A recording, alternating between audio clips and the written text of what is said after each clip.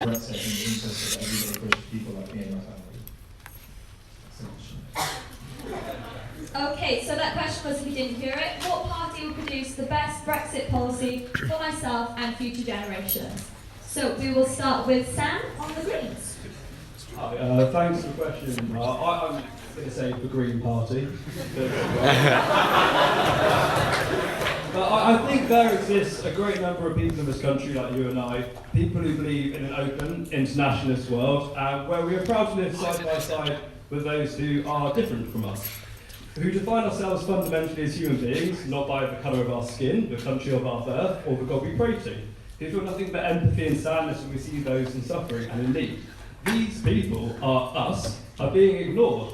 We are being ignored in favour of the narrow-minded, in favour of the rich and powerful, in favour of those who seek to turn back time to an era where hearing a foreign language on a train was a scary and alien thing.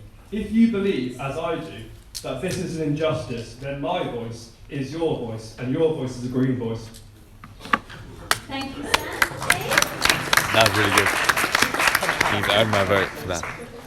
Well, I'd argue that sorry. the only party that could deliver the sort of Brexit that would make the people happy. I know this because the Liberal Democrats will offer the British people a referendum on final deals of Brexit. And therefore, if the people didn't like the deal, the deal that the Lib Dems could achieve, it wouldn't go forward and it wouldn't go forward. So there is real urgency to create a deal that loves everyone. So that means protecting our economy on the one hand and protecting an inclusive society based on liberal values of openness, multiculturalism, free trade, free access, free movement of capital, etc. It's strong for economy because businesses like certainty, and uncertainty with surrounding Brexit is going to hurt jobs, it's going to kill jobs, and it's not going to be good for everyone. So overall, I'd argue the Lib Dems were the party that could give the Brexit that everyone wants. Thank you. Felix? I'm going to say the Labour Party, but no point guessing that one. The Labour Party will ensure it best for your family because we've laid out red lines, 6 key tests of what we think the Brexit deal should be. It has to protect environmental rights, it has to protect consumer rights, it has to ensure that we have the same level of access to the single market and so on. So economically, you will be just as well off. And the problem is that the Tories are hell-bent on Brexit at any cost. They will willingly say, we want a no-deal rather than a bad deal. That is very dangerous. And certainly, I concur with Lib Dem, is very problematic for business. They want to ensure those rights, ensure stability. Where we differ, though, is that we don't think necessarily there needs to be a referendum on the final deal because of the problematic practicalities of that. Because if you have a final deal with lots of technicalities, lots of different tariffs and regulations and so on, you probably say that the Brexit referendum last year, people didn't get all the information about that. Well, with another referendum, that could well happen again, that could go even worse. You could be well hit by the fact that you're against Brexit. Now, I'm not exactly rational, but that's how many people see it. And that will empower the hard Brexiteers even more and make even worse conditions for your back. So we want protections, we want to ensure that it's a socially just Brexit, environmentally protected Brexit, and to ensure that everyone is included in the final deal.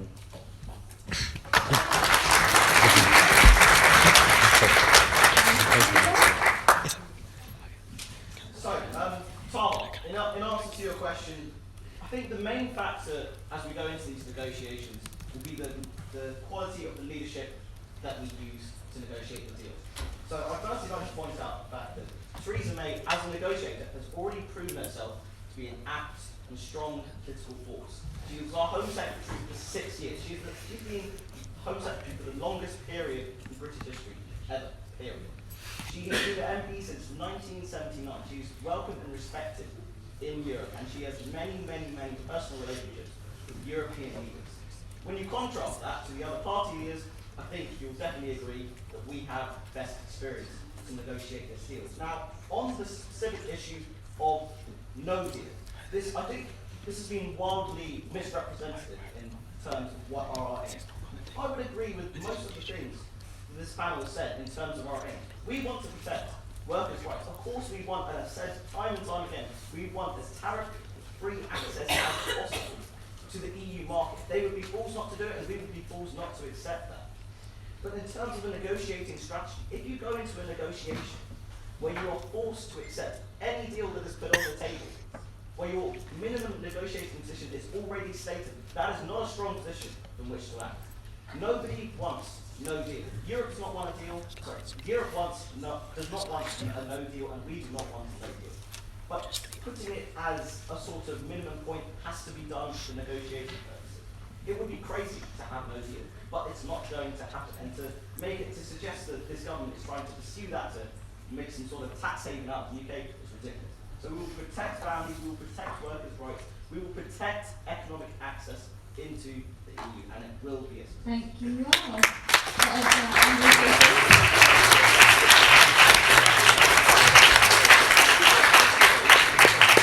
Everyone has something to say?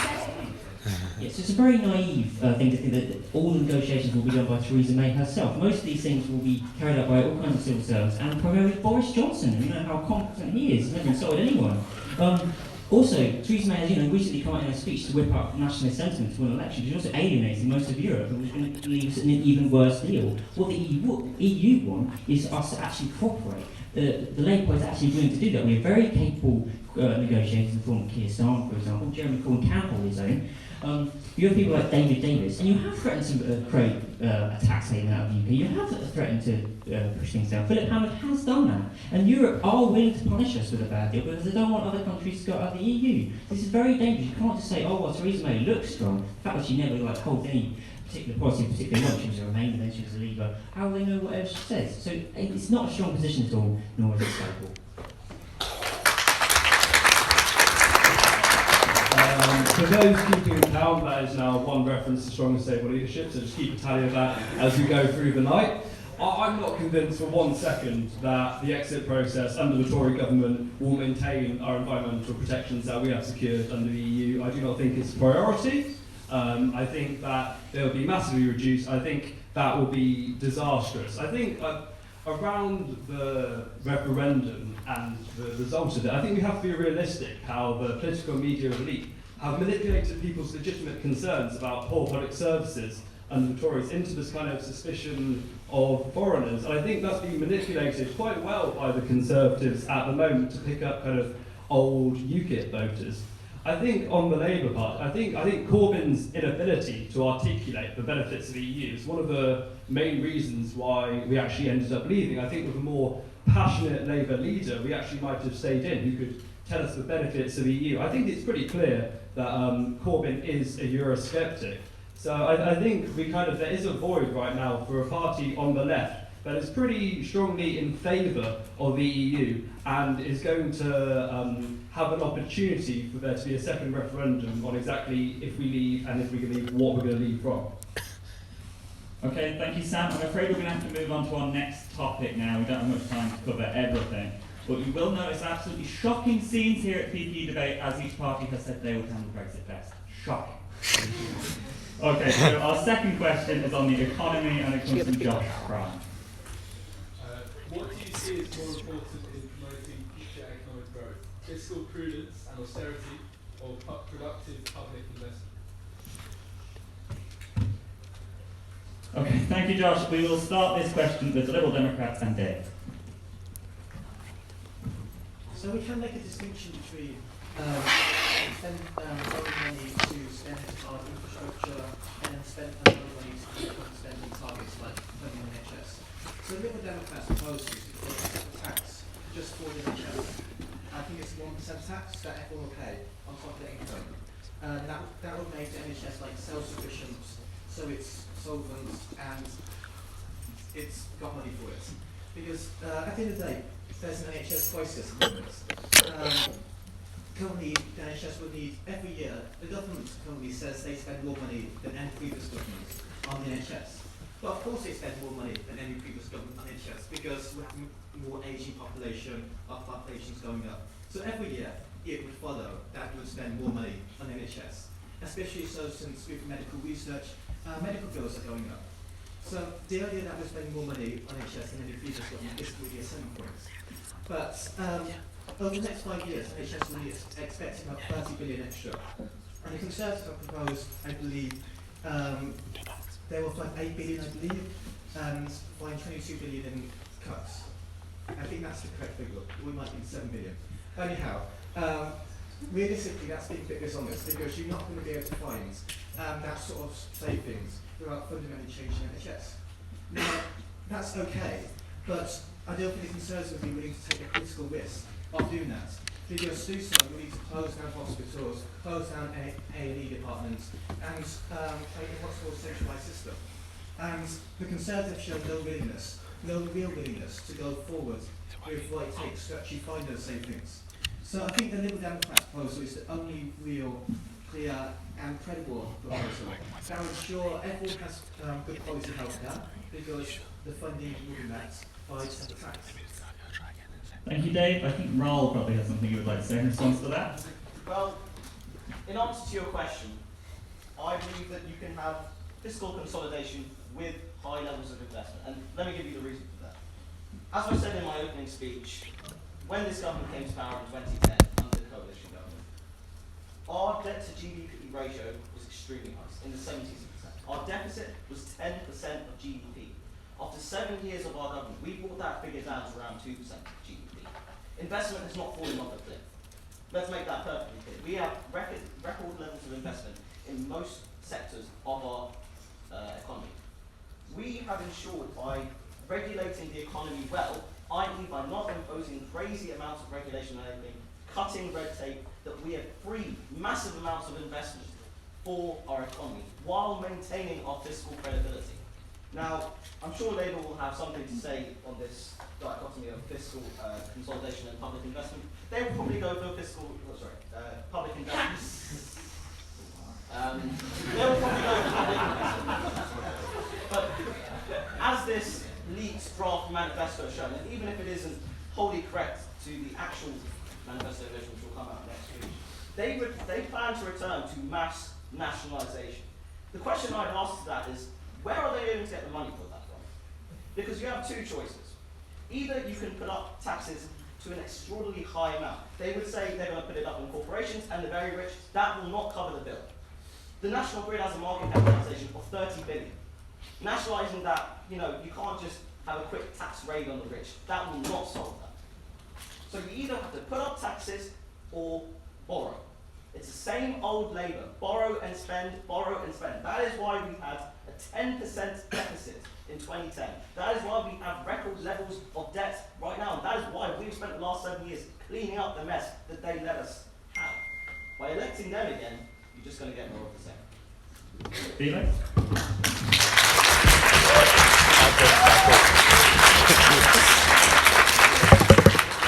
Austerity is a disastrous economic and social policy that has fundamentally in 2010, towards the beginning of 2010, Gordon Brown was Prime Minister, and we're actually recovering from the Great Crash. We had a 1.3% growth, and then the Conservatives came in, cut loads of money from the economy, and then we went into a double-digit recession for 2 years, which everyone seems to forget about. And only when they eased off cutting did we actually begin to recover. And even now, our economy is based on too much private debt.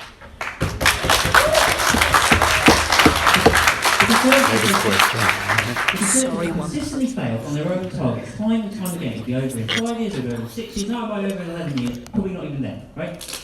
By your own standards. Labour's plans are fully costed. So the National Grid, for example, the plan, as clearly says, it will be paid for by its own profits and through corporation tax. So it's fully costed and uses figures from the own government. So you're saying they're wrong, you're saying your own figures are wrong. To come back to the original question, Labour believes in investment because investment leads to future growth. Austerity leads to future deficits. For example, if you invest in a national investment bank to invest in green technology, invest in roads, invest in rail, then that will actually lead to far longer and far more sustainable growth in the long term. If you have, for example, leading research and development up to 3% of GDP as we want, then you actually get far more innovative companies, you get far more well-skilled and well-paid jobs. But Labour's plans are fully costed. You have corporation tax, you have tax on the highest earners. This is where we partly disagree with the Dems, because they want a 1% tax on everyone. We don't believe that's fair to the lowest earners. We will make sure that 95% of the lowest earners don't pay anything. But ultimately, investment beats austerity.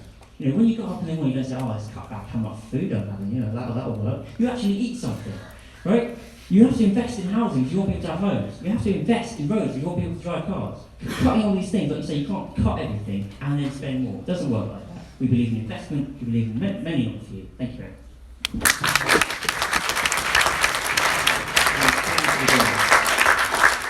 It's nice to see that Labour picked up on some of our policies there with the green investment. That is fantastic. We've had that for a while.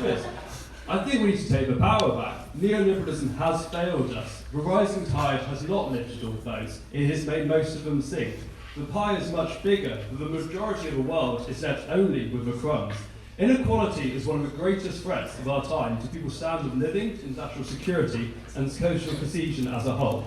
We can invigorate our economy with a green investment centre that should have the power to borrow money specifically to invest in the transition to a zero carbon economy, whilst also providing hundreds of thousands of good jobs. The future of the economy is green.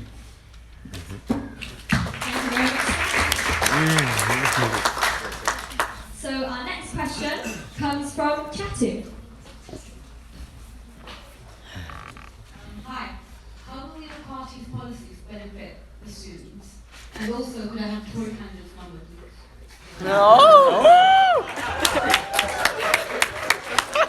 Ivan Scream on Tinder. He's on Tinder. Say it. He's on Tinder.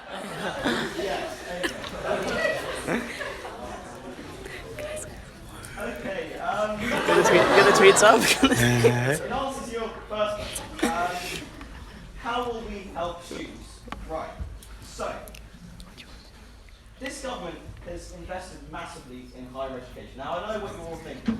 You're thinking of £9 grand. Now, student loans, I think, is kind of a false saying to call them loans. The vast majority of people will not pay their student loans back. That was not what we intended. That would be crazy to suggest that. The details of student loans and how they work is if you earn over 21 grand, you pay back anything above that amount, 9%. That will mean that about half of all student debt is not paid for. That means that if you are in a low-paid job after you graduate, you will not be paying a penny. However, that does mean if you're a rich 100 grand a year person, you'll be paying back quite a lot of that loan. And I think that is right. To abolish tuition fees, like Labour have suggested in their draft manifesto, I think that, well, they've done suggest that occasionally, and may have also suggested that. That would be a boon to richer and middle class students at the expense of working class students. Make no mistake about that. It's a false idea to think that free tuition would benefit the working class. I'd take a straw poll of you right now.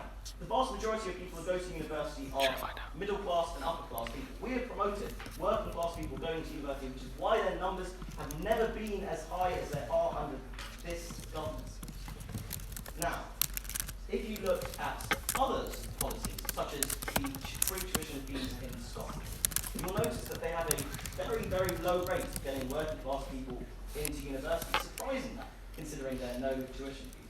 So what do the Conservatives do for students? We've gotten rid of the student cap. We've increased young people participation in higher education. We are funding high schools and we are bringing choice into the secondary school that you can go into. So a vote for Conservatives is wholeheartedly a vote for sensible education. 751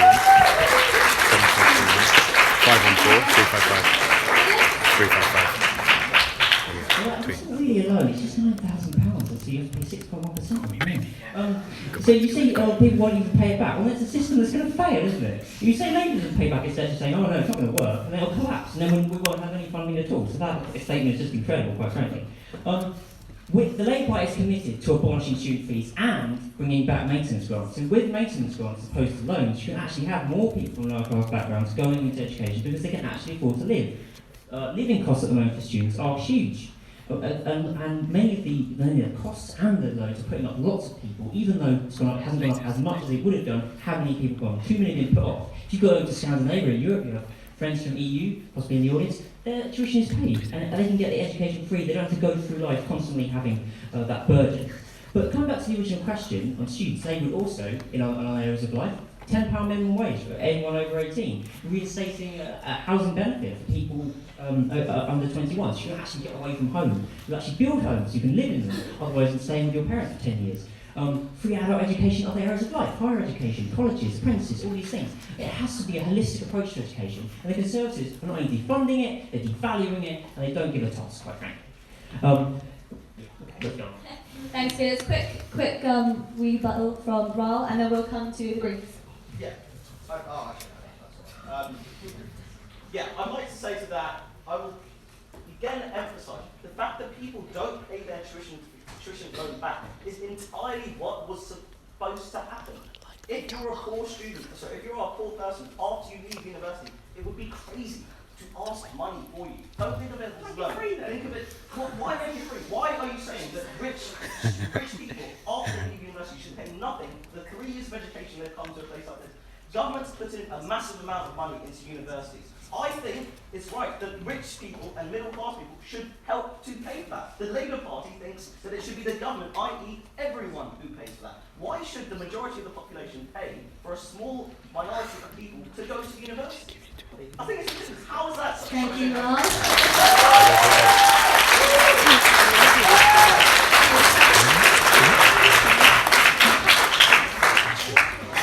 I'd just like to point out that if you actually are on a low-paying job and you've got student debt, you end up paying a lot more because the interest that carried, which is 3% above RPI, which currently is about 6%, which is pretty high, ends up building up. So if you are on a low-paying job at the start of your career and you end up making money later on, you will end up paying back quite a large amount. So I don't think it is actually that fair on the lower earners, whilst the higher earners pay it back pretty quickly to actually pay back less.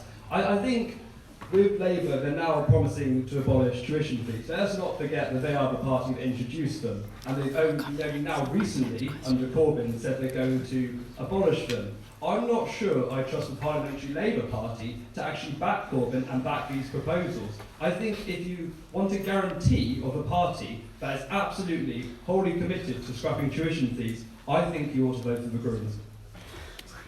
Thank you very much, Sam. And finally, Dave. Well, I don't think the Liberal Democrats could not talk about tuition fees. Well, unfortunately, they did not get a majority in 2010, so we couldn't implement an entire manifesto. But the Liberal Democrats introduced, along with the Conservatives, tuition fees, not introduced them, they increased them from 3,000 to 9,000. That was obviously a very tough decision, but we can't go back to free education for all, because in the 1970s and 80s, when they used to have free tuition fees, a lot less people went to university. Now we've got about 40% of the population who go to university. That makes it unaffordable just to send, to pay for every single person's education. And when you think about it, the Conservative candidate, I'm sorry, I forgot your name, was somewhat correct. Somewhat correct. When he said that it's not like a traditional. Yes, it's not a traditional loan. In the sense that when they make, I think they're starting to make it selling on private markets now, and as a result, I can guarantee that they're not going to go up 9,000 those loans because most people won't pay them back, so it's got a lot more risk. So, and those loans you aim to make a profit from them. So it's not a traditional loan, but the one thing that I disagree with Conservatives is with the maintenance grants, because I do think the maintenance grants do propose a barrier to universities. Because if you go to university in London or other places where it's extremely expensive to actually live in, your maintenance grant may not be able to afford you your housing and your living fees, and you may take a second job, which of course affects your ability to take part in extracurricular activities, societies, etc. So that's the only part I disagree with. What can Lib Dems do for students? Well, we're protecting Erasmus with when we leave the European Union. Therefore ensuring that students can go overboard quite cheaply. And we're also protecting our economy with Brexit, to protect those graduate jobs that, for the most part, people go to universities to get. Thank you very much, Dave. Since this is about students, which is you guys, we have a time for a quick question. There we go. Just a point on relevance to students. I was going to make a point on tuition fees, maybe it's more generally. We've made a lot of noise about how students generally and young people don't vote. One of the reasons why young people don't vote, and there's a lot of reasons. One of them is, if I vote in my constituency, it literally is wasted.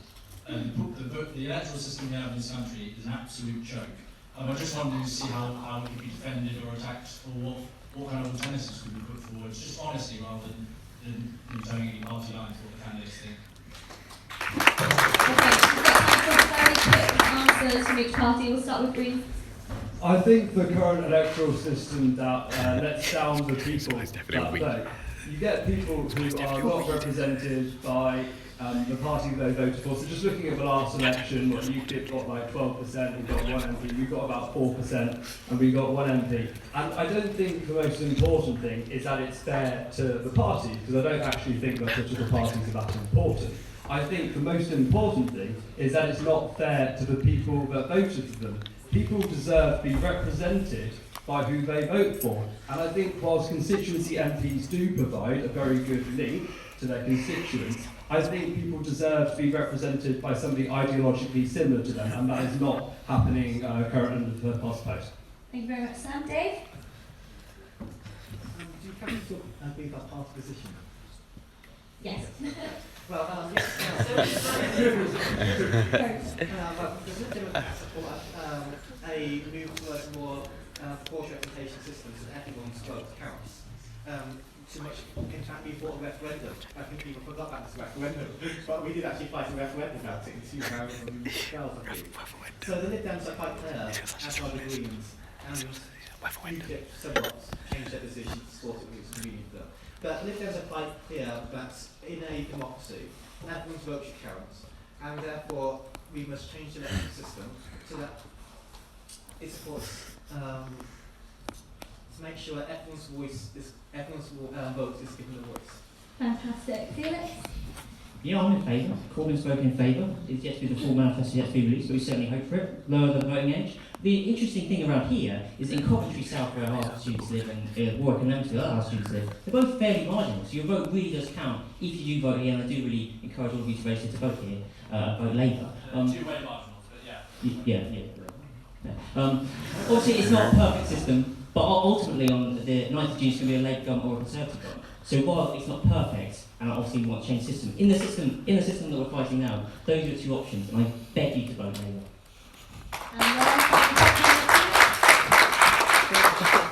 Quite convenient for me that I genuinely do support the first past post system and the Tory government as well. The reason for why is such. I agree with you that it's under-proportional. You'd be a fool to say it wasn't. However, there's two main reasons why I support it. Firstly, as Sam talked about, the constituency link. Most proportional systems use multi-member constituencies. That's like a large, so let's say West London would be one constituency and it would have 30 MPs or 20 MPs or whatever. Who would you contact if you had a problem with your benefit payments? Who would you contact if you had a problem with public policy? You have 20 options. That's not a strong link between yourself and a constituent MP, and that's the first reason why I get it. The second reason is the makeup of the political sphere in the United Kingdom. So in most countries, proportional systems work because the parties are quite conciliatory. They often form coalitions, which would be 100% what we have. Maybe, if we're lucky enough, we might get a high percentage in this election, which means that we wouldn't have to form a coalition under a proportional representation system. But for every single election since the post-war era, a coalition would have needed to be formed. Now in Germany, the main right-wing party and the main left-wing party could make a coalition.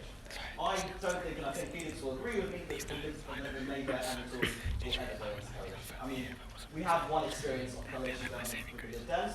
It worked well, I would argue, but it was quite a divisive. We don't have the type of conciliatory politics we need to make a proportional system work. And if we did, maybe I would be for it.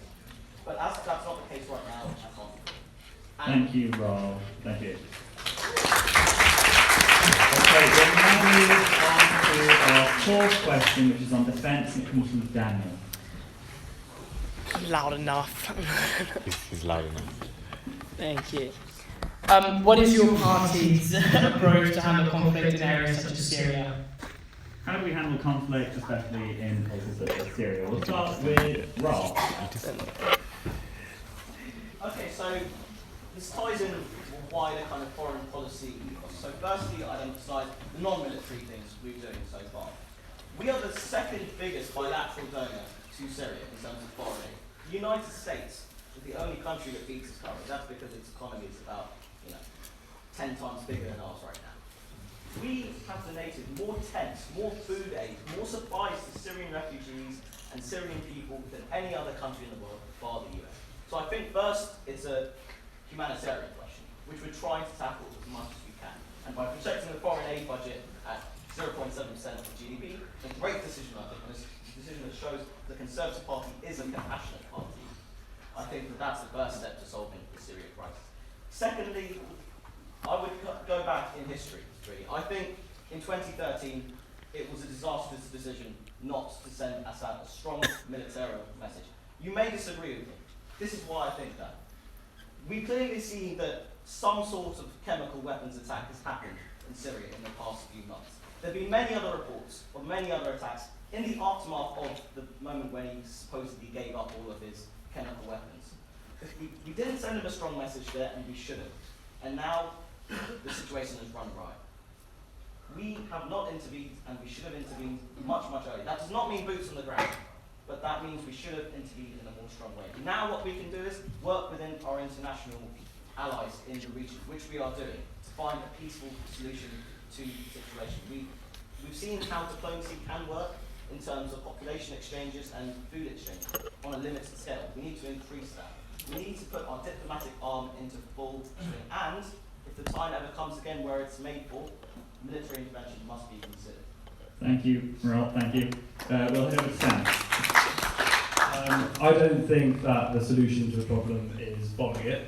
I think that we need to work more closely with the regional powers to kind of form a multinational coalition so we can approach the issue better. I think if we just go in and completely just topple the regime, there'll be a power vacuum left, which is exactly what happened after Labour invaded Iraq. I think something that was absolutely disgusting was the Conservatives' kind of poor showing on taking in refugees from Syria. I think these are the most in need people in the world, and I think the policy should have been a lot stronger on that. I think, while you mentioned foreign aid spending, and you have now committed to maintaining 0.7%, but you didn't immediately. It took Theresa May a few days to actually decide what her policy was going to be on that. And she said that she'd actually restructure the funding, so we're not actually sure how she's going to be spending it on what it would be we would currently call aid. So I think I'm quite sceptical about the Conservatives' actual ideological commitment to foreign aid spending. And I think foreign aid spending should be increased. I think that we actually owe the world a debt due to our kind of colonial history, foreign aid spending, and I think that is very, very important to maintain the stability and development of the global south. So I think I want to see a clearer commitment just throughout to maintaining it, and I'd actually like to see it increase. Thank you, Sam. Dave?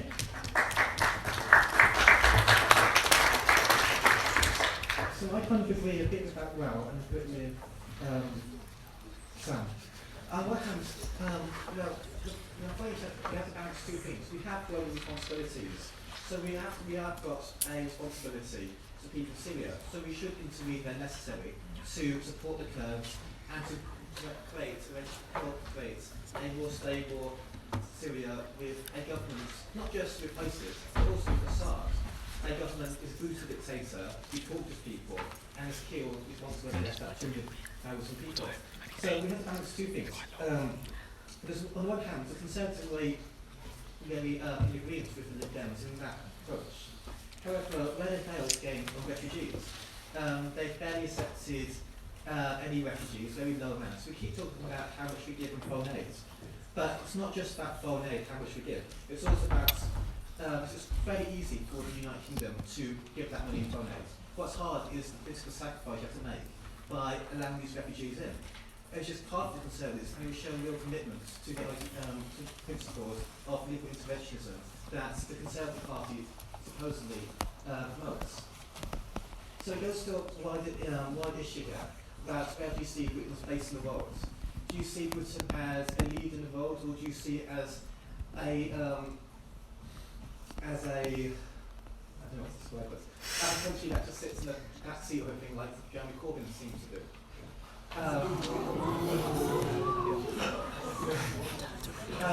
I do think that Britain should lead the world. So we should be leading Syria, we should be leading helping refugees, we should be leading again in foreign aid, and we should be leading, well, unfortunately the situation in Syria, there's an awful lot we can unfortunately do. And so far the Conservatives have done is hide Donald Trump. which isn't such a great idea because he hasn't really shown much central foreign policy pieces, only that he sort of jumps from one position to the next one. 1 minute saying that we intervene in Syria is a stupid idea, we should never do. The next minute saying that he's launching 67 cruise missiles. So, yeah. Okay. Thank you, and finally Felix. Yes, so the Conservative approach seems to be bombing. That's the answer. I've forgotten the question. You say you care about Syrian civilians. You don't let in Syrian refugees, you don't let in unaccompanied children in Calais, and you sell weapons to Saudi Arabia to use against Yemeni civilians. So if you really cared, you wouldn't really do that. Labour's position, and Jeremy Corbyn, who was against the Iraq War, was the most prominent anti-Iraq war thing. It's a bit of a weird attack, I have to say. Jeremy Corbyn has actually been on the right side of history for all of his life. He has shown a terrific political leadership in actually opposing conflicts, but actually accepting that we need to use the UN, we need to use negotiations, we need to say maybe use force, but only as a last resort. After you go through the UN and you make sure that things aren't just, blown apart. Because you go into Syria, for example, it's very complicated. Because you might say Assad's a terrible dictator, and he is. But you weaken him, and you strengthen ISIS, or you strengthen the Al-Nusra Front, or you strengthen other terrible groups, right? So you can't just bomb them, because it doesn't work. We've been trying it for decades, and it doesn't work. What you need is a far more nuanced approach that doesn't go around the world hand in hand with Donald Trump, either to Syria or to North Korea, and say intervention is always right, because it isn't, and it's definitely failed. It's been a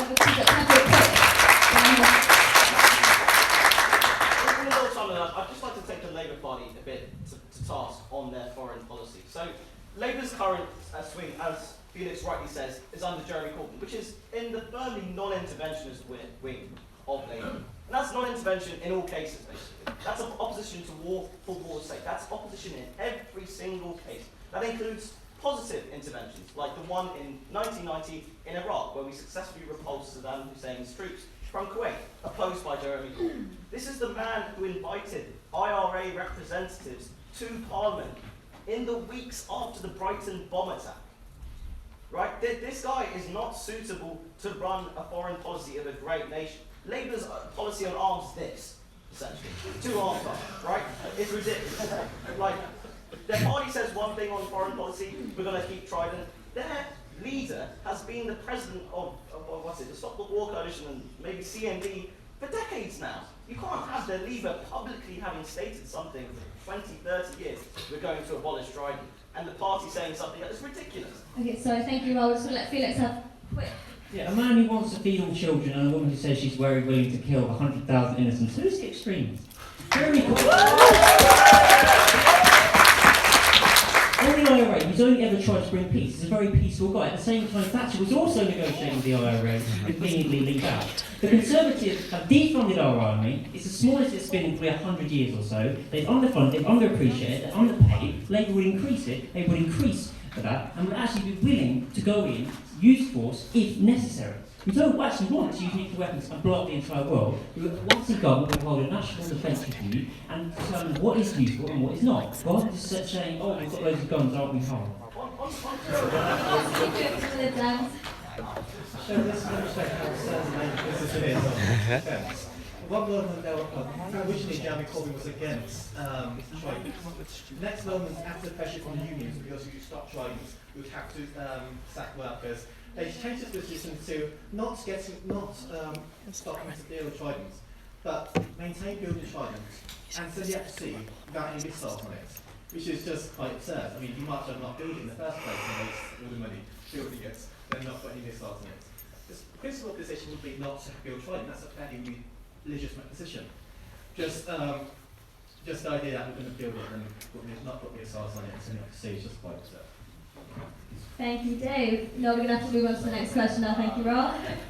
Okay, so our 5th question is from Kira.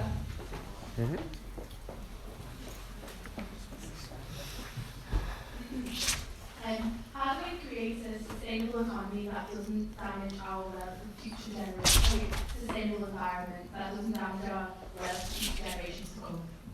So it's a focus on environment. Okay, we'll start with you, Dave.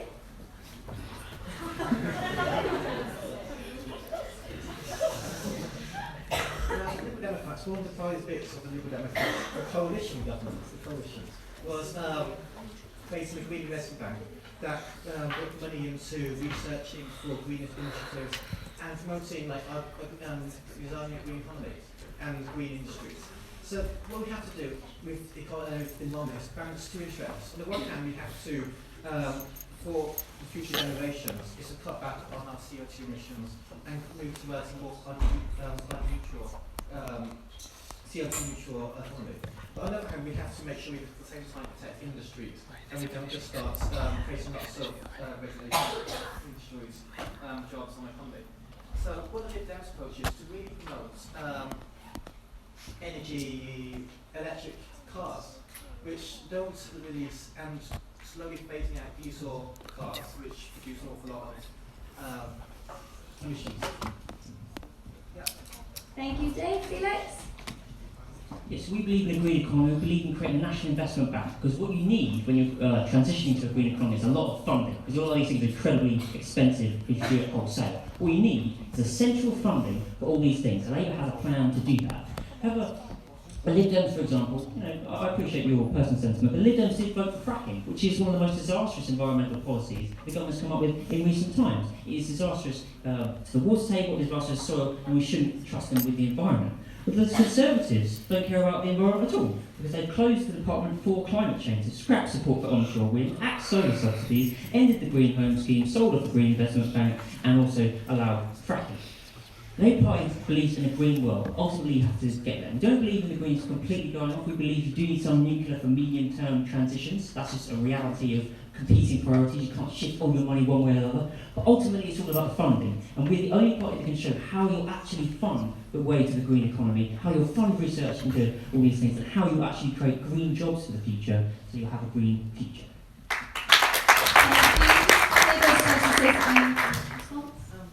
Just on the topic of fracking, I think there's a lot of scare stories about fracking coming from America. The UK doesn't do fracking like America. We have a lot more regulation, and we don't do it in coastal areas, which can damage water supplies and that really hurt people's living conditions that we find in America. Of course, there's an environmental impact, of course, that with fracking, but which is negative, obviously. But I just want to point out that the fracking that the Lib Dems and the coalition did, and the Lib Dems voted for, isn't as bad as a lot of the scare story about fracking generally is. Thank you, Dave. Noel? So, in answer to your question, how are we going to secure a sustainable future? Well, let's just make this clear. This government has been the greenest government in history.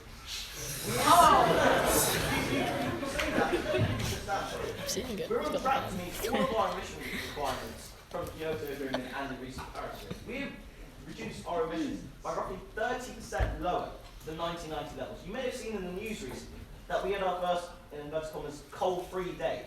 A day where there was no need to burn any coal to keep the lights on, put simply.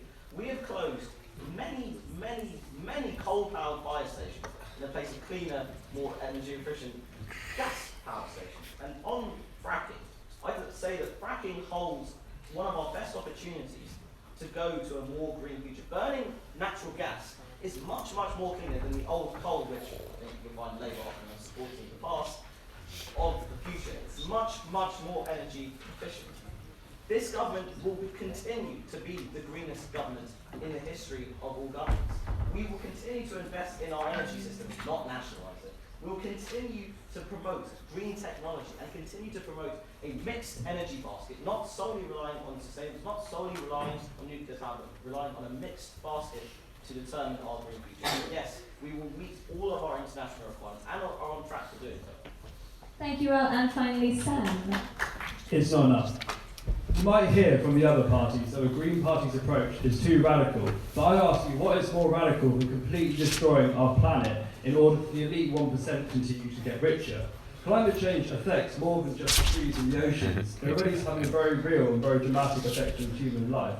If we do not start to phase out fossil fuels right now, there will be no planet worth living on. I think that without maintaining our environment, none of these issues that we are going to discuss today will even come close to the devastating effects of climate change. I think environmental protection and a fairer economic system is the same thing. We need to abandon the hyper-capitalism that has been the norm for the Western world for the last 40 years. Achieving social and environmental justice is only achievable if we take the power back from the big corporations and corrupt governments and give it to the people. We should ensure fitted insulation in 9 million homes, which, as well as being good for the environment and a job creator, will also help to tackle the problems of cold homes that so many people, especially the older generations who we owe so much to, find devastating on a daily basis. I think we need to introduce a carbon tax so we can kind of rein in how we damage the environment and make it actually more economically viable for people to live sustainable lives. And I think we need to reverse what we've seen over the last 7 years under the Conservatives of not allowing wind turbines to be built, because we have such a great asset in this bloody windy, wet country which we can use to power our homes. So I think we need to do so much more, otherwise there's going to be no one living on. Thank you very much, Sam. Can I just realize it? Sorry for interviewing. Griffin just wanted to say something quite quickly. I think just in response to that. Yes, related to the shale debate. This year, US emissions, I think it was last year actually, fell despite quite strong economic growth. And whilst renewables obviously had a hand in it, the big factor, which is kind of unanimously agreed on, was the fact that they've been using a lot more shale gas. So why, despite the fact that shale is one of the cleanest fossil fuels out there, some political parties insist on banning it could be actually a very effective transition fuel towards the green economy. And similarly, why does Jeremy Corbyn, who does talk about the environment a lot, seem to mourn the closing of coal plants, one of the dirtiest fuels around? Okay, we'll start with Labour. Shell still puts into the, 2016 was the hottest year ever. We cannot afford to put more in, however clean or less dirty Shell is. Solar is even cleaner, so why don't we do that? And to do that, we need a National Investment Bank. We agree with the Greens about what many things you need to do. The thing is, we show exactly how you get there through the following formula. This isn't the greenest government ever, it's the meanest government ever. They had the Prime Minister, remember, who said, cut the green crap, if you remember. They have the new power station built by the Chinese at a higher cost. Actually, energy will be much higher for everyone. It's simply not reality. I mean, Jeremy Corbyn only, mourned coal. He doesn't actually want to bring back coal. Simply mourned the fact that Conservatives made 3.5 million people unemployed for most of the decade. They don't seem particularly apologetic about it. So ultimately, we need solar, we need wind, we need wave, and Well,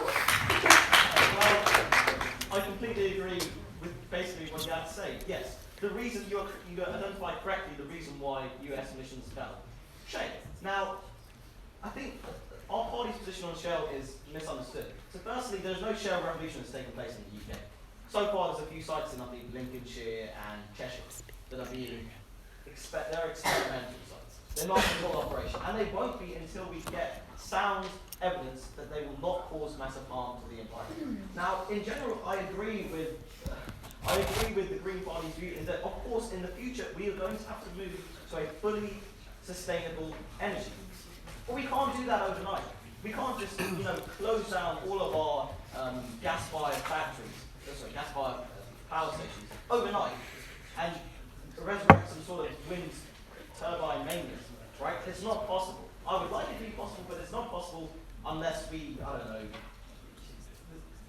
it would require funding more bigger than World War II or something. Thank you, Ron. Yeah, so as an interim, I think Shell is the right way to go. Okay, Sam? Is funding more than World War II official Tory statistics there? Well, I think... Sorry. Okay.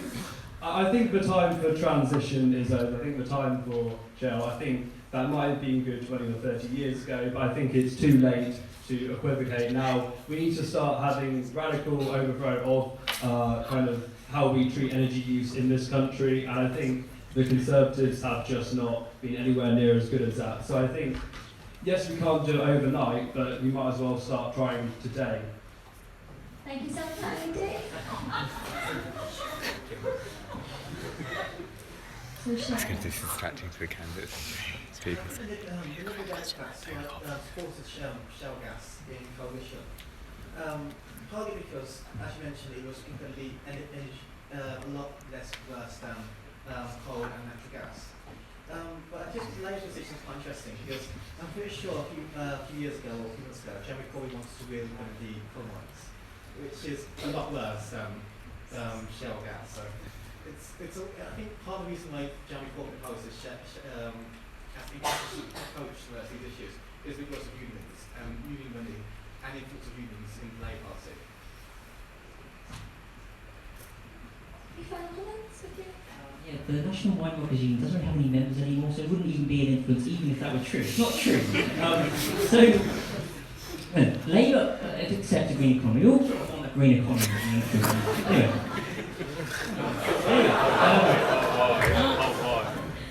I don't know. Anyway, you have to show where you're going to get the funding from. I'm not sure what the Green Plan is to get the funding from, but Labour have the National Investment Bank. Labour has national investment policies to invest across the board, all homes, all areas of the country to ensure that there isn't air pollution. Leamington, for example, if you live there, it's one of the worst places in the country for air pollution. We need to solve that. The government has failed its latest air report to actually protect people. It causes a huge number of premature deaths a year, and they should be ashamed of that. We need to clear it up, we need a green economy, we need to invest in that. Brilliant, thank you very much. I have to say, little hurt that the chairs weren't included in that photo on Twitter, I'm just saying. Sorry. Final question now from Cindy on the NHS. What is the best preparation policy to ensure we have a strong NHS in the future? Sam? The best approach, I think, is to categorically oppose any privatisation of the NHS on an ideological and on a practical basis. This was something that was introduced by Labour and has been made significantly worse by the Tory-led Dem coalition and then the Tories again. I think one important issue for going forward with NHS spending is maintaining parity between mental and physical health spending. I think we need to fix our broken social care system, which is just on its knees under this current government right now. It's just atrocious. I think we need to, the social care system, remove reliance upon grants from local councils, and so we can maintain consistencies from council to council on their social spending. I think that I might have a bit of a bias here, because both my parents work for the NHS, so I've obviously heard one side of it, but I think that if we continue going down this path of privatisation, I'm going to hear that it hasn't been that much, but I think it has, then there won't be an NHS worth protecting. Felix? Roll, you don't want to? No, Okay. The NHS is in dire straits. It delivers a fantastic service, and the last Labour government invested in the NHS, which meant it had the highest patient satisfaction, it had the highest satisfaction across the board, and it had the shortest waiting times and highest standards ever. But since 2010, the Conservative has underfunded it. So under Labour, it was about 6% increase every year. Under the Conservatives, it's been 1%. Now the NHS needs at least 4% increase per year just to stand still. And so therefore it's being underfunded. The Red Cross even saying it's in a humanitarian crisis. It's constantly in debt, it's constantly missing its waiting times. So Labour says we'll put £6 billion into a year, paid for by a tax hike on workers earning more than £80,000, and possibly a tax on private medical insurance.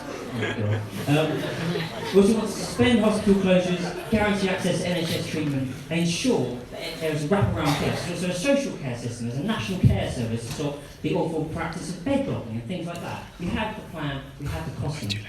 The current Health Secretary, Jeremy Hunt, once wrote a book that he wanted to privatise the NHS. He doesn't believe in the NHS.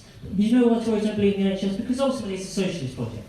It's something that says we will give it to the people for free. It's still one of the most popular government programmes. It is not for profit, it should not be for profit, and patients should never be treated for profit. And I would like to see, Rob, because I believe you're pro-Brexit, but where's the £350 million a week move? I'm sorry to you, it was after it was the Twitter, I'm sure. It wasn't you. Dave? Well, the Lib Democrat approach to NHS is to create a separate tax of about 1%, which everyone will pay past the income tax to pay for a solvent, a sustainable NHS. What the criticisms of both the Conservative and Labour approaches is that Labour says they put £6 million a year into the NHS, is that correct? Yeah, 6 billion in it. But by 2020 it'll need 30 billion. And going forward, every year it's going to go up and up. As you have an aging population, you have increased costs with advances in technology. So you need to create a more self-sustaining system that has its own independent tax, which can pay for it. So you've always got the allocated money for it.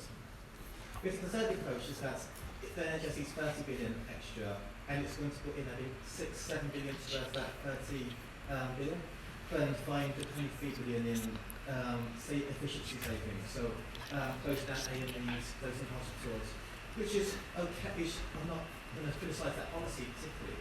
My only concern is that I don't think they're willing to take a fiscal cost in order to do so. Because closing down A&E hospitals are all incredibly unpopular. If you look at the whole British people want a local hospital, want a local doctor, which they don't have to travel far from. And so you might have a situation where you have hospitals that are unsafe being kept open because the Conservatives won't close it and they don't want to put the money into NHS. So we've got this system we have bad healthcare for. Thank you, Dave. Roll. Right, so in answer to your question, Cindy, the most secure way of funding our NHS is obviously having a strong and stable economy.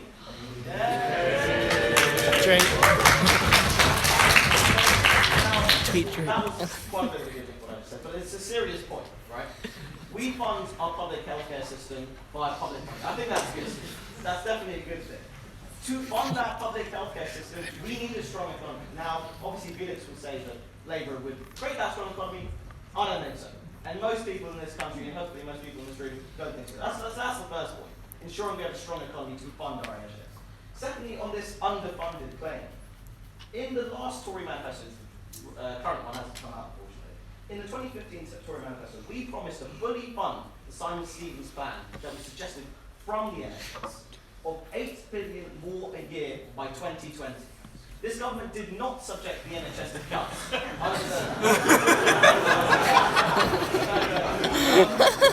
did not subject the NHS to cuts under a coalition government. We protected the budget in real terms, and now we're expanding it by eventually £8 billion per year.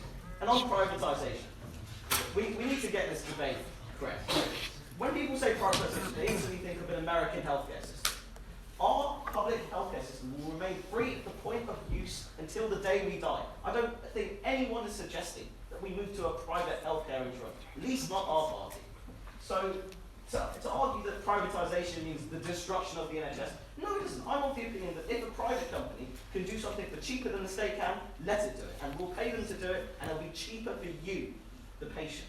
So I'm not inherently against privatisation, and Labour scare stories that it means the breaking up of our health service, when they're the ones who started the privatisation of the NHS, it's crap. So, and then last on mental health. Now this is an issue it's an issue that obviously is quite important, especially to our campus. Theresa May has said that we will tear up the Mental Health Act of 1983 and increase mental health professional staff by 10,000 a year, 10,000 professionals. This is a serious problem. We know this from campus. We know this from the country as a wider case, and we are committed to that. Okay, thank you, Roel. I believe we have a response from the audience. Thank you for answering my question, or kind of answering my question. I feel like you all kind of brush over the issue that it isn't whether or not we're spending enough on the NHS, but where that spending and money is actually going to.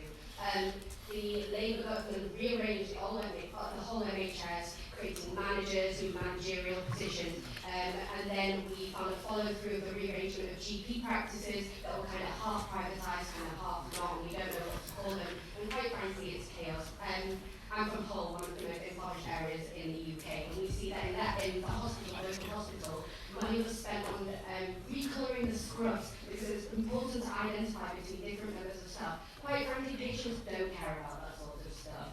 And I don't feel like the parties have tackled the issue of how they're going to spend that money effectively, rather than just increasing the budget. You can increase the budget all you want, but if that money is not being used appropriately, it's going to be used carelessly. And I don't think either Labour or Conservative have in the past provided a good response to this, and I don't think either party have provided a response to this question.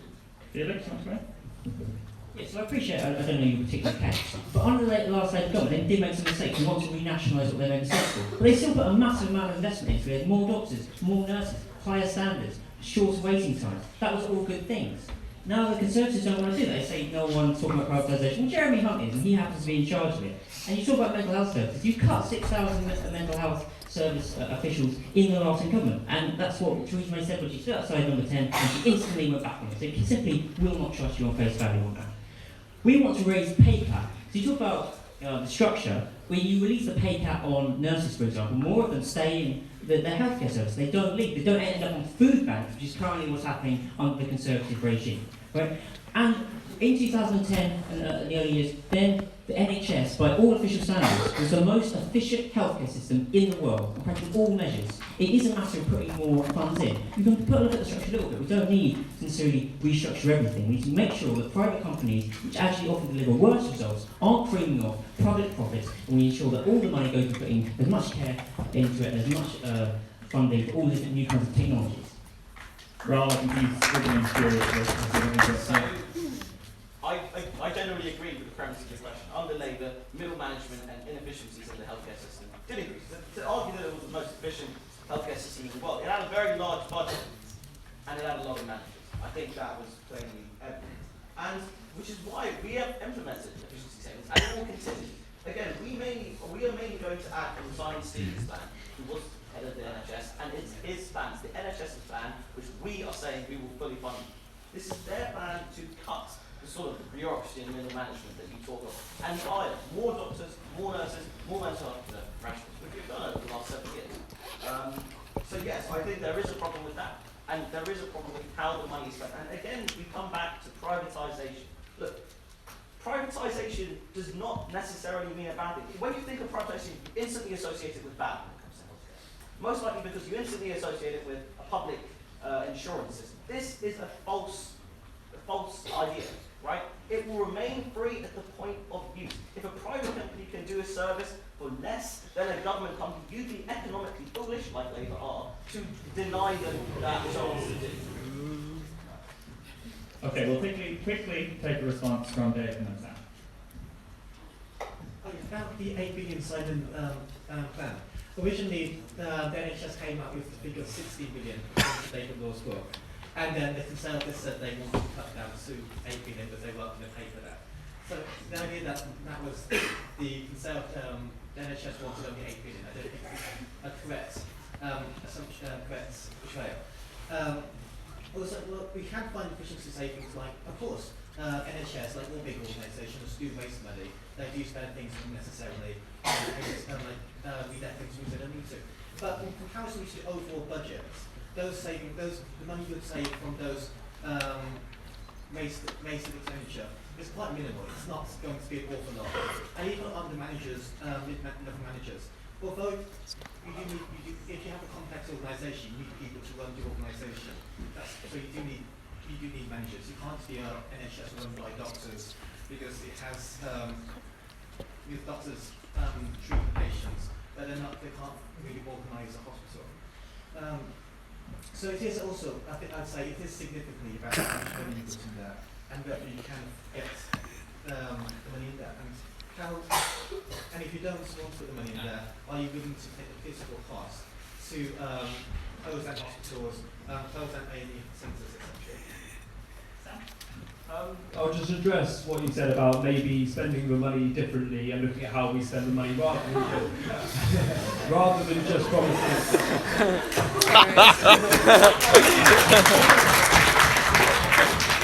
Wrong type.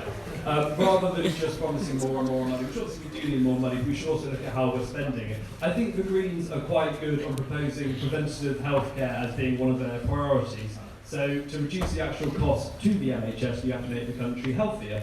And I think that isn't going to happen where, under the Conservatives, local government budgets have been cut massively, leading to closure of leisure centres and places where people can get healthier. I think we also need to address the problem of how we treat problematic drug use in this country. Drug use, starting with cannabis, should start to be treated not as a criminal offence, but as behaviour which can potentially have negative consequences to physical and mental health. The money saved from criminalising non-violent offenders would be better spent on supporting structures which would save our health care system more money in the long run. And I think harm reduction measures such as drug screening, needle exchanges and safe spaces for people with dependency issues should be explored. I think the Greens are starting a dialogue about how we can start to readdress problematic drug use in the country, which will benefit the health of the country as a whole. Thank you very much, Sam, and thank you to the rest of our candidates. That was our final question.